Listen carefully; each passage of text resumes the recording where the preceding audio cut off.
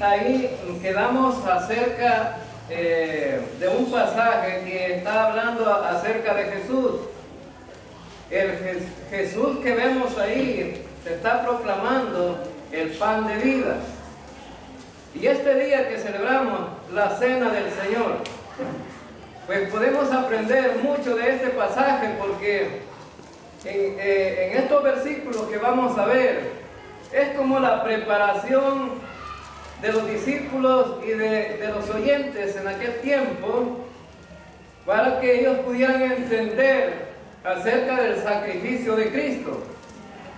Pero es tan notorio que en todos los tiempos la gente no logra entender a veces la Escritura y le dan un contenido equivocado. Y a veces el mensaje es tan simple para algunos, pero tan oscuro para otros. Y no, el problema no es a veces el predicador, sino más bien el problema es que para entender las cosas espirituales se necesita ser espiritual. Porque el hombre natural no puede percibir las cosas del Espíritu. Ahora entonces, por eso es que hay mucha gente que dice: yo no entiendo la palabra de Dios. Hay médicos, ingenieros, abogados y gente que tiene una posición académica muy importante y entienden las leyes y entienden la medicina y entienden el área de su materia de trabajo, lo entienden, pero no entienden la palabra de Dios. Y he tenido la oportunidad de hablar con médicos, con profesores, y también he tenido la oportunidad de hablar con abogados, pero he escuchado comentarios como este: la palabra de Dios cuesta entenderla. Hermanos, para nosotros, lo más simple, lo más sencillo, lo vil del mundo, lo despreciado, nos es fácil entender la palabra de Dios. ¿Por qué? Porque tenemos el Espíritu Santo morando dentro de nosotros. Ahora vamos a ver un pasaje donde la gente religiosa, supuestamente, los que leían la Biblia, no podían entender el mensaje de Jesús. Bueno, entonces vamos a ver aquí las grandes contradicciones que se dan en cuanto a veces a los mensajes. Y vemos en el capítulo 6, versículo 41 en adelante, vamos a tener el mensaje hoy en esta mañana. Versículo 41 del capítulo 6 del Evangelio de Juan. En el pasaje anterior a este estuvimos hablando que Jesús dice que Él es el pan de vida, y lo continúan diciendo en los versículos que restan. Pero también Él dijo que el que creyera en Él podía darle vida eterna. Entonces el único que puede dar la vida eterna es Jesucristo, no hay nadie más. También Jesús dijo estas palabras: pero ustedes, aunque me ven y aunque me escuchan, no creen. Entonces, uno de las cuestiones más difíciles de todo esto es la incredulidad. Ahora, hermanos, la gente que es incrédula siempre va a resistir las cosas de Dios. Ahora entonces, y esta gente que perseguía a Jesús eran incrédulos. Y Jesús les probaba, bueno, con la palabra y con hechos, con las señales, que Él era Dios. Y en este capítulo 6 específicamente, Jesús está enfatizando que Él desciende del cielo y que ha venido de allá como Hijo de Dios y se ha manifestado en el Verbo de Dios que se hizo carne y vino a este mundo para rescatar a los pecadores. Pero ellos no lo podían entender, los judíos. Y veamos el versículo 41, dice: murmuraban entonces los judíos, porque había dicho: yo soy el pan que descendió del cielo. ¿Había descendido alguna vez pan del cielo, hermanos? Sí, el maná, ¿verdad? Y ese maná se veía como el pan que había descendido del cielo. Ahora podemos preguntarnos: ese maná, ese pan que descendió del cielo, ¿podía saciar las necesidades físicas humanas? ¿El hambre? Claro que sí. Podía saciar las necesidades humanas. El pan, el maná, podía saciar las necesidades humanas físicas, podía quitar el hambre. Pero hay un problema: no podía saciar las necesidades espirituales. Y por eso Jesús dice: bueno, yo soy el pan que descendió del cielo, quien viene a saciar las necesidades espirituales. Una cosa es las necesidades físicas del ser humano, y Jesús, bueno, había alimentado como a 20,000 hombres y mujeres y niños. Bueno, 20,000 personas por todos, entre hombres, mujeres y niños.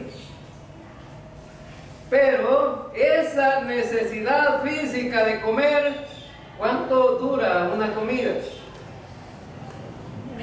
Generalmente en El Salvador comemos 3 veces. Bueno, eso es como un panorama general de todo lo que nos alimentamos aquí en El Salvador. Pero los salvadoreños media vez estemos desocupados, comemos otra vez. Se fijan ustedes que estamos platicando, siempre estamos comiendo. Si estamos en cualquier otra cosa, ahí estamos comiendo. Y por eso es que muchos se ponen a dieta aquí en El Salvador, porque las llantas crecen, ¿verdad? ¿Sí? Y después, pero eso crece por comer mucho. Ahora entonces, significa entonces que en El Salvador puede que comamos diariamente hasta 6 veces, ¿verdad? Este que les habla aquí, a las 11 de la noche debe estar comiendo la última tortilla, ¿verdad? Porque no me puedo dormir temprano. Y ya es costumbre de que yo tengo que acostarme anoche, pero en ese trayecto de la noche me da hambre. Y me tengo que comer algo antes de irme a acostar. Ahora entonces, pero las necesidades físicas que Jesús suplió con la comida les duró un poco, porque después andaban buscando a Jesús y preguntando dónde estaba, porque querían más comida. Pero Jesús le dice: no, dice, ustedes deben interesarse más por la comida espiritual que por la comida material. Ustedes necesitan salvar su alma y no ir al infierno. Ahora entonces, pero aquí dice que ellos eran reactivos en cuanto a la conversación con Jesús, y él dice: yo soy el pan que descendió del cielo. En los versículos anteriores ya vimos que Jesús dice: el que a mí viene, no le echo fuera, y yo le resucitaré en el día postrero. Estaba dando la seguridad de la salvación y la vida eterna. Pero veamos aquí estos versículos.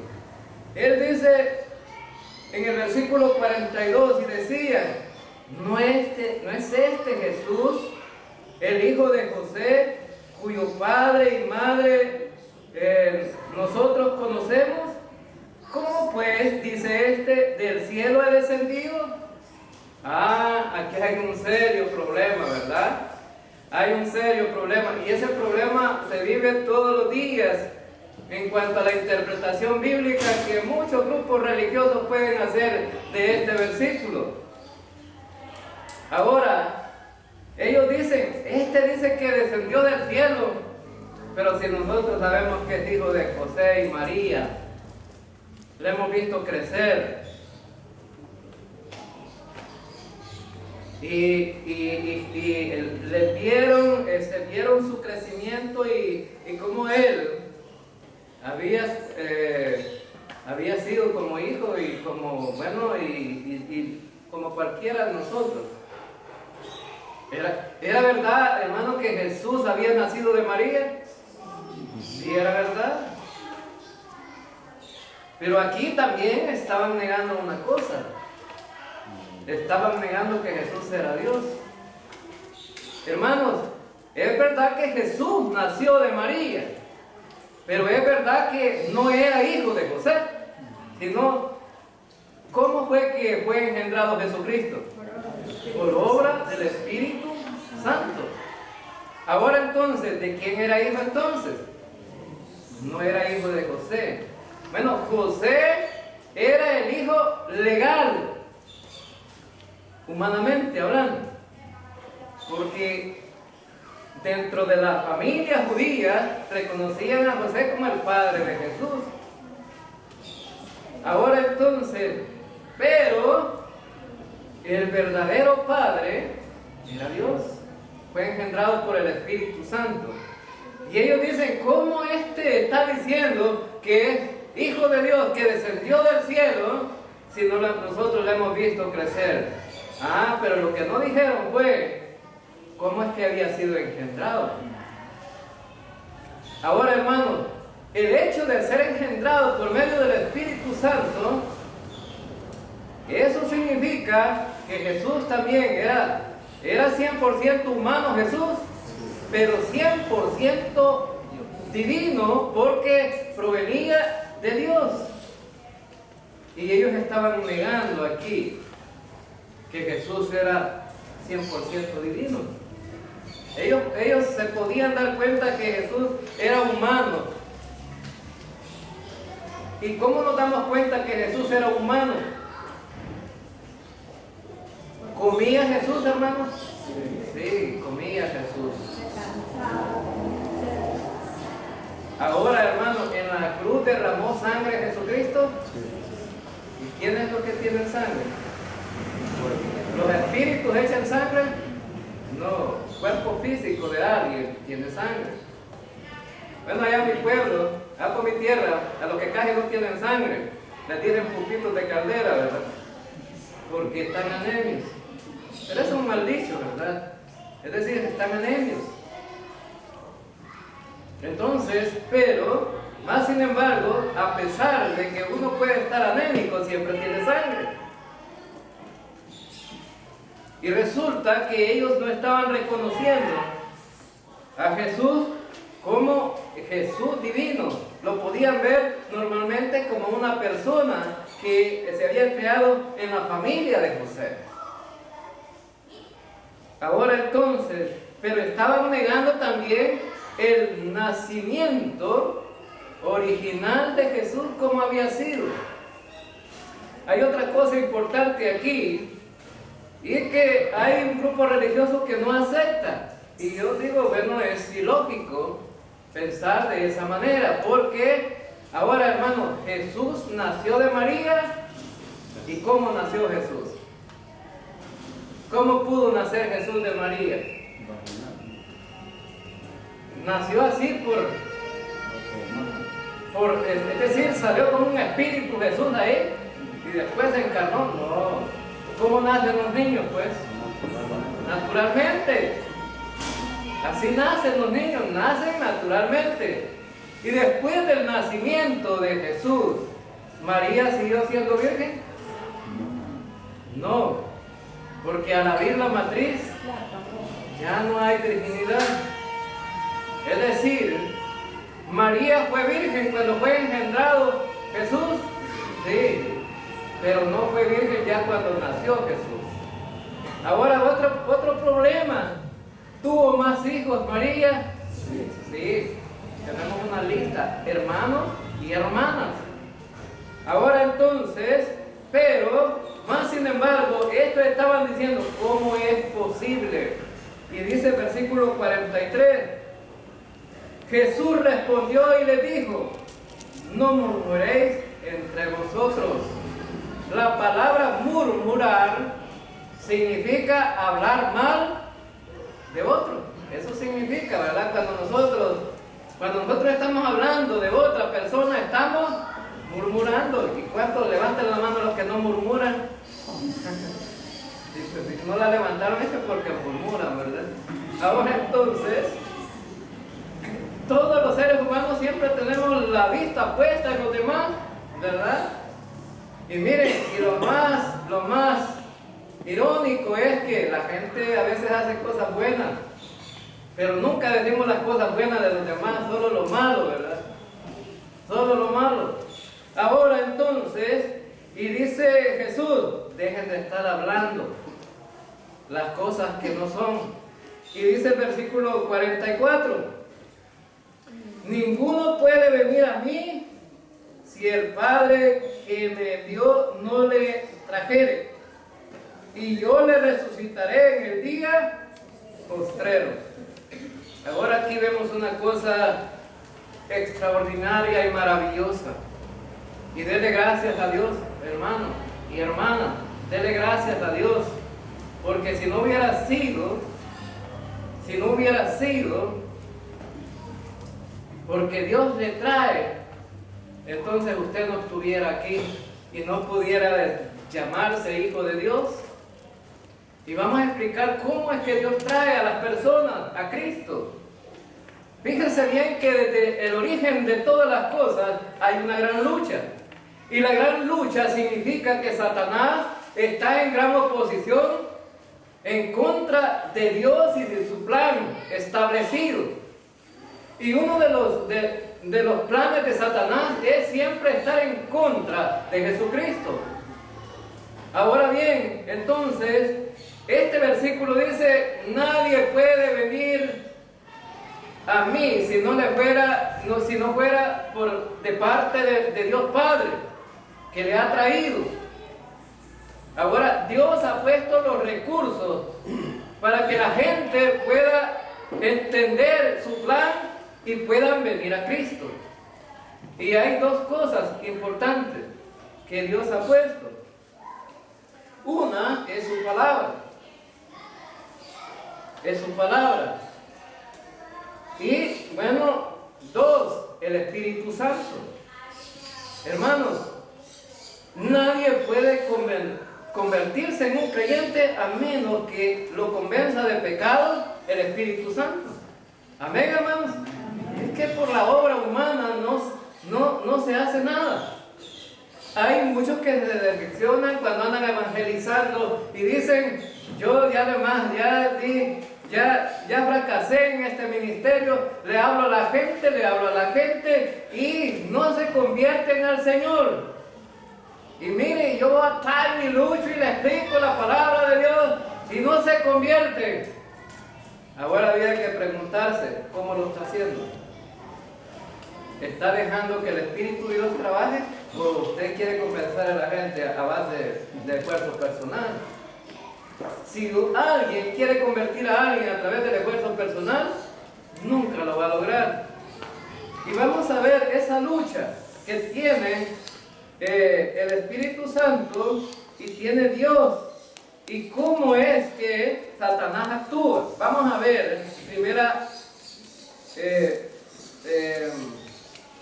Segunda de Corintios capítulo 4, segunda carta a los Corintios capítulo 4. Segunda carta a los Corintios, y vamos a ver el versículo 3 hasta el versículo 6. Y dice el versículo 3.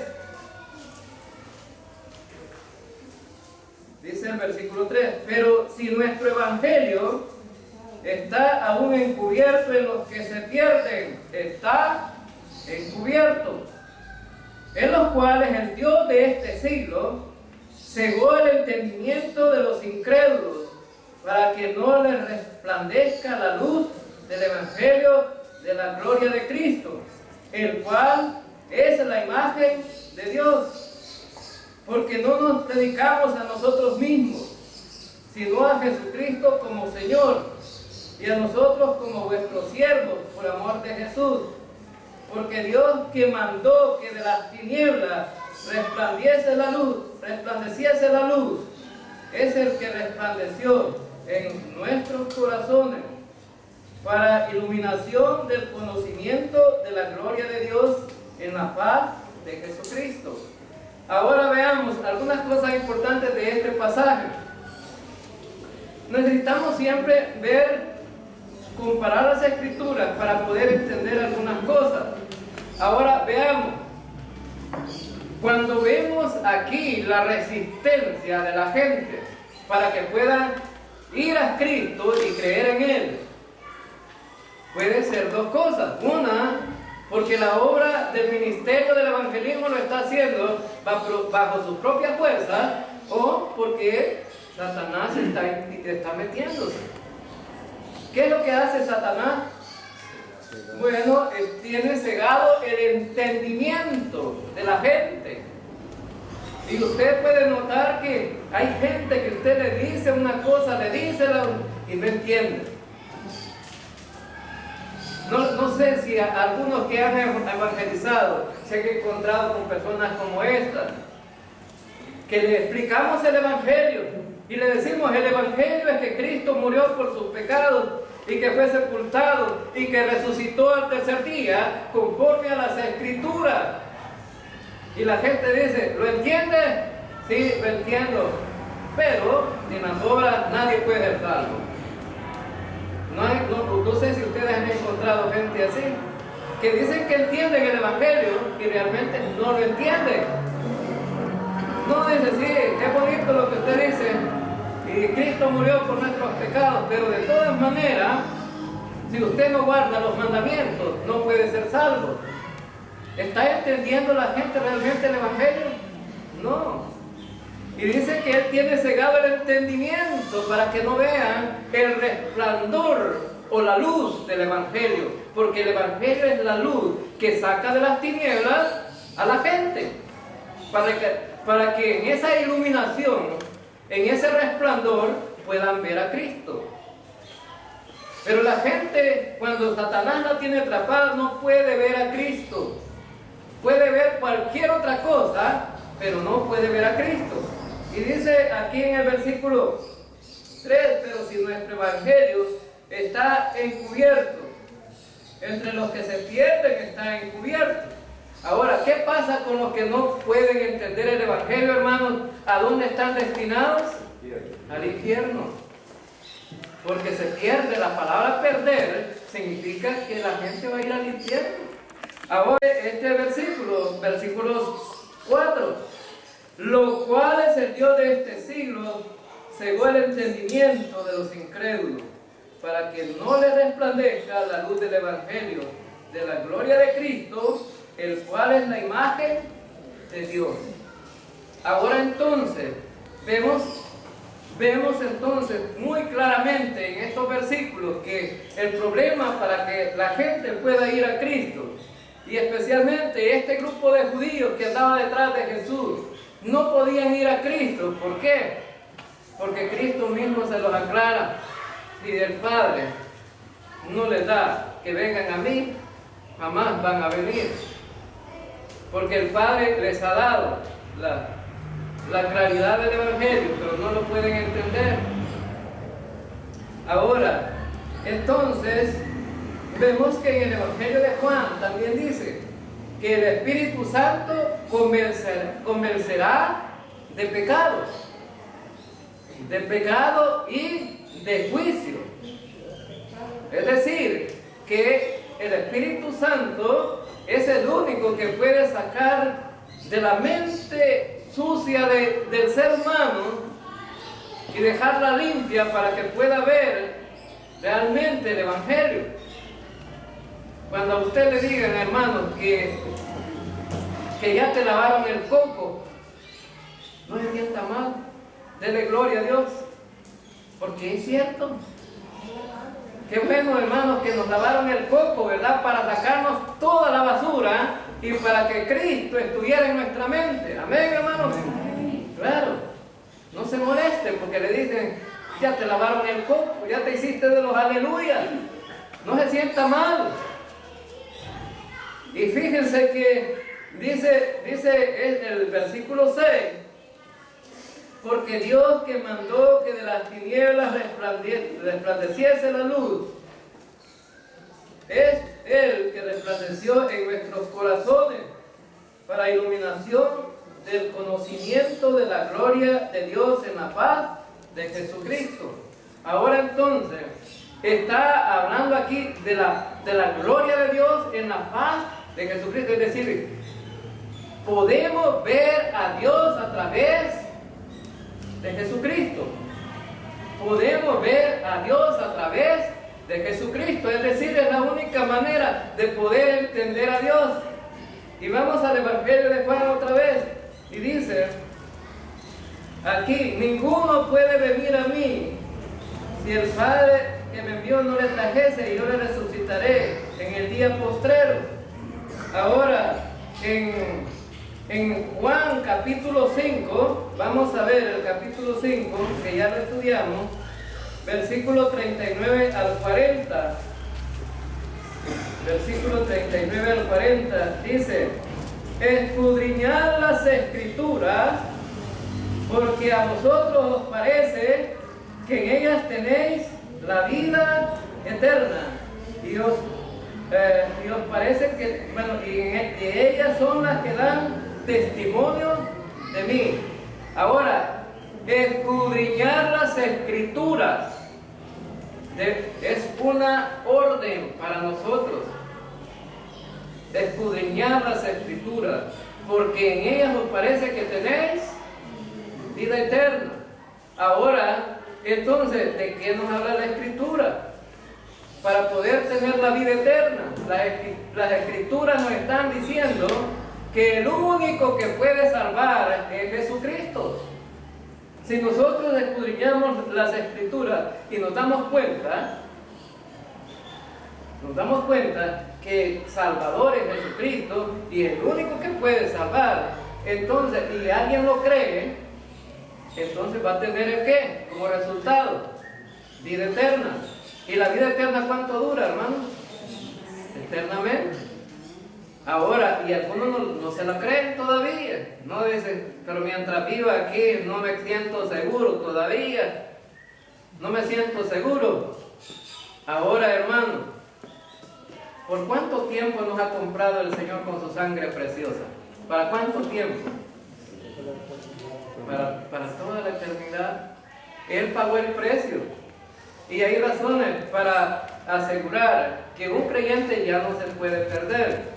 Y que lo que Jesús está diciendo, si escudriñan las Escrituras, bueno, Él dice, la Escritura tiene el mensaje que puede salvar y dar la vida eterna.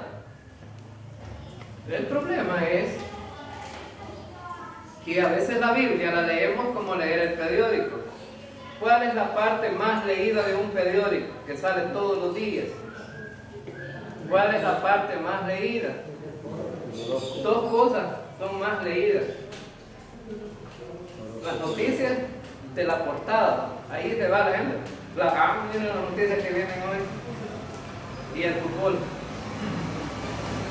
Allá en la escuela, los hipotes compran un periódico delgadito, ¿verdad? Creo que parece que una cora vale. Y ¿saben por qué? Bueno, ¿pero qué lo compran? Para ver el fútbol.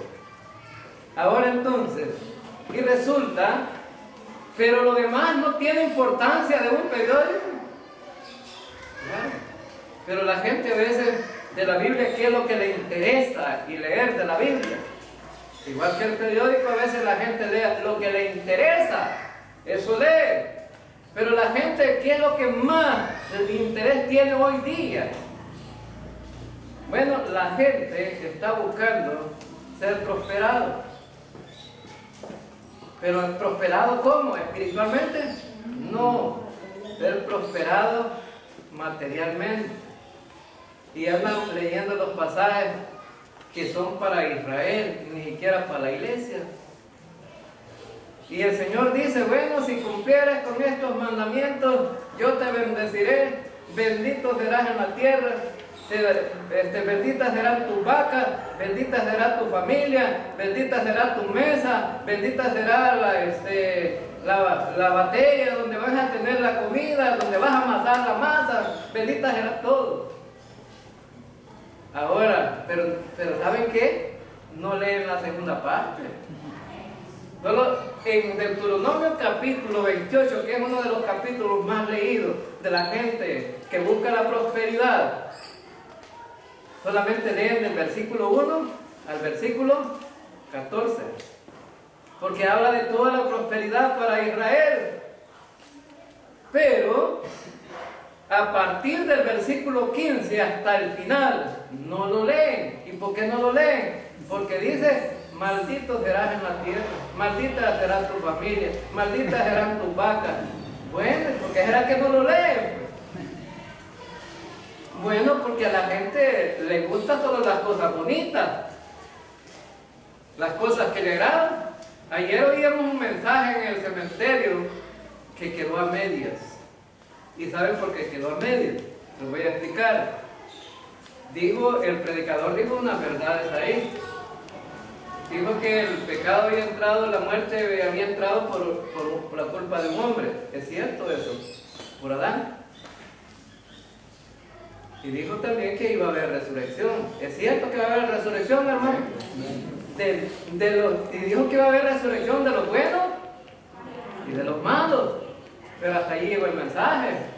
Ahora, y después de la resurrección, ¿qué? La gente se alegró, ¿verdad? Con oír, bueno, ni hasta los malos vamos a resucitar. ¿Y sabes qué problema? Pues no hay ningún problema. No, el problema es que ¿para qué van a resucitar? Unos para vida eterna y otros para condenación eterna. Ahí es donde está el problema. Ahora eso no lo supo la gente. La gente se alegró cuando dijo que iba a haber resurrección de malos y buenos, ¿verdad? Pues estamos en la misma. No hay diferencia entonces entre creyentes y no creyentes. Entre buenos y malos no hay diferencia. Entonces Dios nos va a traer otra vez de la misma manera y vamos a tener el mismo fin. No, ahí está el problema. Dice la Escritura que unos van a resucitar para vida eterna y otros para condenación eterna. Ahora entonces, no hay que leer la Biblia de esa manera. El mensaje de la Biblia es completo y es la inspiración de Dios. Toda la Escritura es inspirada por Dios, toda. Y hay algunos que solo leen lo que les conviene. Ahora entonces, y el mensaje de la condenación eterna es para toda la humanidad también, fue dicho para toda la humanidad, así como el mensaje para la vida eterna. Pero hay de aquellos que rechazan el mensaje, ahí es donde está todo. Los que rechazan el mensaje para la vida eterna, entonces, ¿qué van a tener? La condenación eterna. Ahora entonces, y dice el versículo también 40, vamos a ir al versículo 45. Escrito está en los profetas. Escrito está en los profetas del capítulo 6 de Juan. Escrito está en los profetas y serán todos enseñados por Dios. Así que todo aquel que oyó al Padre y aprendió de Él, viene a mí. Fíjense que la gente, le voy a explicar eso, la gente no tiene problemas. Cuando mencionamos a Dios, la gente dice, no, si Dios lo dijo, entonces yo lo creo. La gente no tiene problemas. No, si Dios lo dice es porque es verdad. Pero no estaban creyendo en Jesucristo y Jesucristo dice, Dios dijo que les iba a enseñar a ustedes. ¿Y a través de qué puede enseñar Dios, hermano? A través de su palabra. Y Él dice aquí en este versículo, dice que van a ser enseñados por Dios. Y dice, todo aquel que oyó al Padre y aprendió de Él, viene a mí. ¿Qué es lo que oyó? El mensaje de Dios. ¿Y qué fue lo que creyó? El mensaje de Dios. Y por ende, si creyó el mensaje de Dios, tiene que venir a Cristo. Y se lo voy a explicar de esta manera. Versículo ya conocido. Porque de tal manera amó Dios al mundo que ha dado a su Hijo unigénito, para que todo aquel que en Él cree no se pierda, mas tenga vida eterna. Ahora, ¿de dónde proviene ese mensaje? ¿De los hombres o de Dios? De Dios. ¿Quién fue que amó al mundo, hermanos? Dios. Ahora, ¿quién fue que dio a su propio Hijo? Dios. ¿Y quién es que da la vida eterna? Dios. ¿Pero qué tienen que hacer los hombres? Creer. Y venir a Cristo significa creer en Él. Es decir, que todo aquel que cree no se va a perder, sino que va a tener vida eterna. Entonces Jesús les está diciendo, si ustedes han sido enseñados por Dios, entonces deben de creer que yo soy su Salvador. El que cree en lo que Dios dice debe de venir a mí, dijo Jesucristo, ¿verdad? Ahora entonces, y ellos no estaban entendiendo. Ellos pensaban que Jesús estaba hablando de un pan de vida literal, es decir, que la carne era la que ellos tenían que comerse. No estaba hablando de eso, sino que Jesucristo estaba hablando de su sacrificio, lo que hemos celebrado hoy este día. De eso estaba hablando Jesús.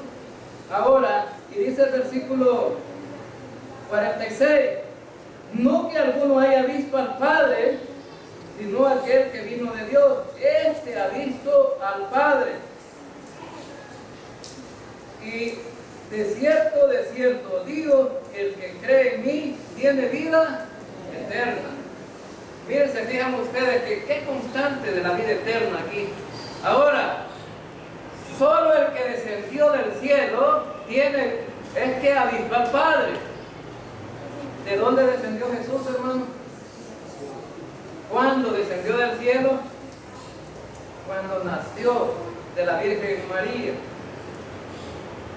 Es decir que ya falta para la Navidad, ¿cuántos meses, hermano? Que la mayoría de gente celebra el nacimiento de Jesús, ¿verdad?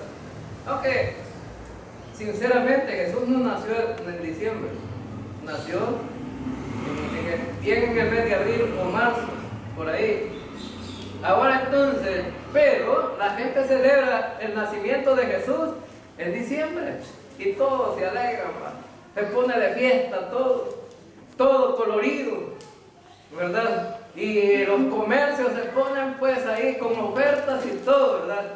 Y aunque esas ofertas son mentiras, hermano, no se crean, ¿sí? Simplemente es algo disfrazado. Ahora entonces, la gente se pone alegre, ¿verdad? Viene la Navidad, viene la Navidad.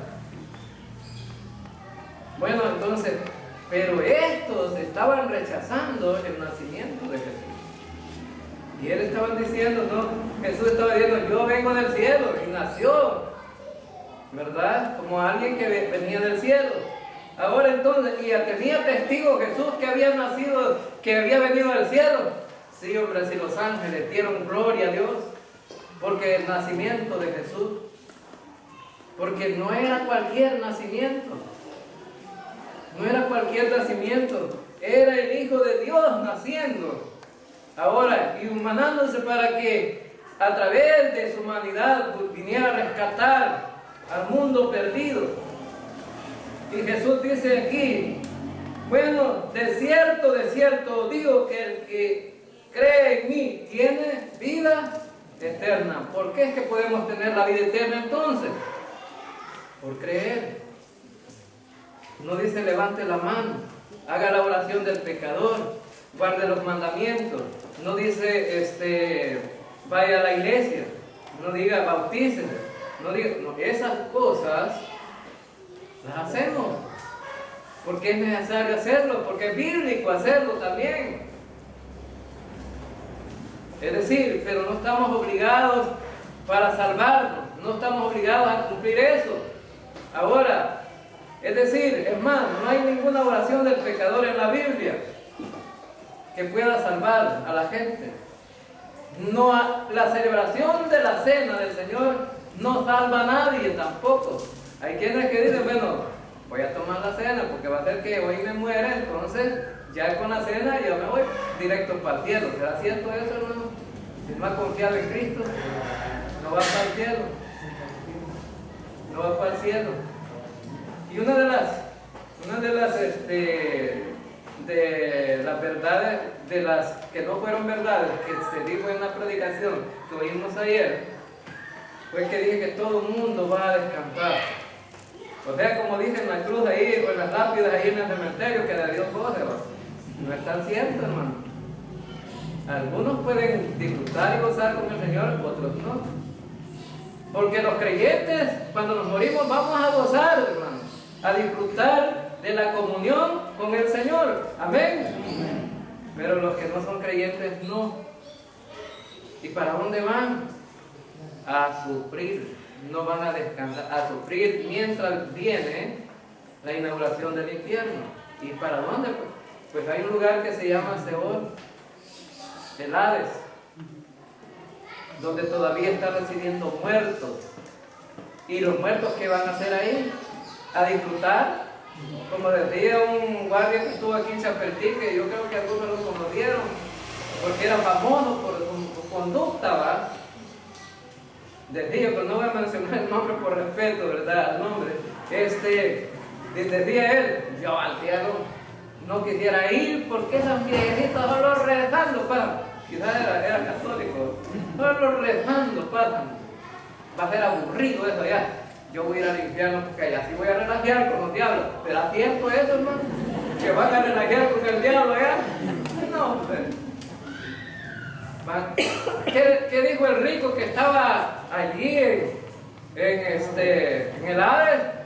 Dijo que estaba en una llama y estaba siendo atormentado. Traigan una gota de agua. ¿Qué puede mojar una gota de agua, hermano? Traigan una gota de agua para que moje mi lengua, porque estoy siendo atormentado en esta llama. Imagínense una gotita de agua. Entonces significa que no es tan cierto que va a descansar las personas, pero descansan los que murieron en el Señor. Ahí sí, ¿verdad?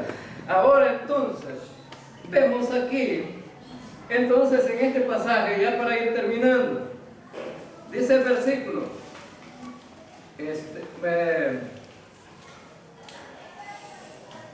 versículo 48, yo soy el pan de vida. Vuestros padres comieron el maná en el desierto y murieron. Este es el pan que desciende del cielo, para que el que de él come no muera. Yo soy el pan vivo que descendió del cielo. Si alguno comiere de este pan, vivirá para siempre.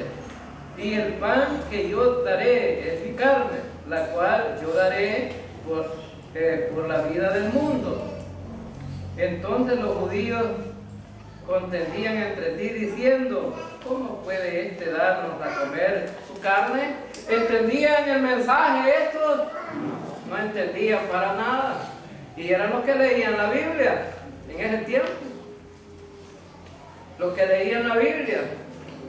¿Qué es que estaba diciendo Jesús? ¿Que iba a dar a comer su carne? No estaba diciendo, era un sentido figurado. Era una imagen para que poder ilustrar el mensaje.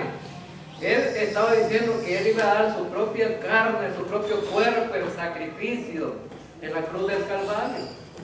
Hay algunos, y con esto voy a terminar explicando esto, hay algunos que piensan que cuando tomamos la cena estamos literalmente comiendo el cuerpo de Cristo. Eso no es cierto. Eso no es cierto. No se está comiendo literalmente el cuerpo de Cristo. Porque, ¿qué es lo que celebramos aquí con símbolos? El pan representa ¿qué? Que el pan deja de ser pan y se convierte en carne. El vino se convierte en sangre. No, son símbolos. Ahora entonces, hay otros, ¿verdad? Que piensan que aunque se come el pan, se come el vino, pero que realmente ahí se manifiesta el cuerpo de Cristo, espiritualmente. Es casi disfrazado, igual que el primero. Ahora, hermano, y resulta que realmente lo que se está celebrando aquí es el sacrificio de Cristo. Su muerte, su sepultura, su resurrección. Es decir, la entrega de su cuerpo por salvar al pecador. Y eso es lo que Cristo quería decir ahí, ¿verdad? Si no, tendríamos que convertirnos en vampiros, ¿verdad? Para comer carne humana, ¿no? Y beber sangre, ¿verdad? Ahora entonces, y dice el versículo 51 que eso tenía que hacerlo Jesús para porque iba a dar su vida por el mundo. Y cuando refería al mundo, se refería ¿a quién? A toda la raza humana. Cristo estaba muriendo por todos, pero no todos van a responder a ese sacrificio de Cristo, porque muchos rechazan y rechazarán lo que Cristo hizo en la cruz, porque no fue suficiente. Algunos piensan que lo que hizo Cristo lo hizo a medias. Hermanos, si Cristo lo hizo a medias, deja de ser Dios. Amén, hermanos. Pero como Cristo es Dios, 100% Dios, entonces lo que Él hizo, lo hizo completo. ¿Y cómo lo podemos saber? En Hebreos dice que Cristo hizo un solo sacrificio por todos los pecados, de una vez y para siempre.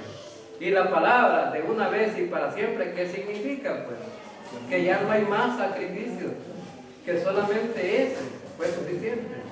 Y la honra y la gloria se la damos a Él. Amén.